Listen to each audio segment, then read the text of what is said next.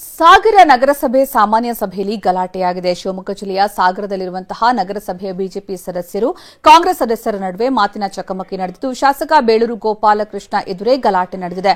ಸಾಗರ ಅಭಿವೃದ್ಧಿ ವಿಚಾರವಾಗಿ ನಡೆದಂತಹ ಜಟಾಪಟಿ ಇದು. ನಗರಸಭೆ ಸಾಮಾನ್ಯ ಸಭೆಯಲ್ಲಿ ಕೋಲಾಹಲವೇ ಸೃಷ್ಟಿಯಾಗಿದೆ. ನಗರಸಭೆ ಆಡಳಿತಾಧಿಕಾರಿ ಅಧ್ಯಕ್ಷತೆಯಲ್ಲಿ ಸಭೆ ನಡೆದಿದ್ದು, ಮಾತಿನ ಚಕಮಕಿ ಸಭೆಯಲ್ಲಿ ನಗರಸಭೆಯ ಆಡಳಿತಾಧಿಕಾರಿ ಹಾಗೂ ಉಪವಿಭಾಗಾಧಿಕಾರಿ ಕುಮಾರಿ ಪಲ್ಲವಿ ಸಾತೇನಹಳ್ಳಿ ಅಧ್ಯಕ್ಷತೆಯಲ್ಲಿ ನಡೀತಾ ಇರುವಂತಹ ಸಭೆಯಲ್ಲಿ ಈ ರೀತಿಯ ಗಲಾಟೆ ನಡೆದಿದೆ.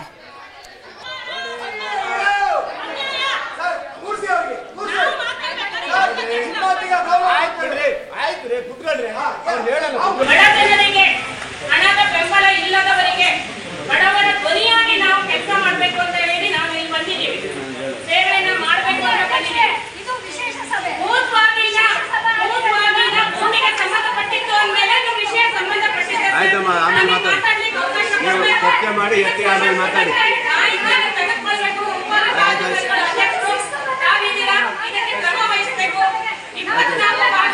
ಆಗಲಿ ಆಮೇಲೆ ಮಾತಾಡಿ. ನೀವು ಒಂದು ವಿಚಾರ ಮಾತಾಡಿ.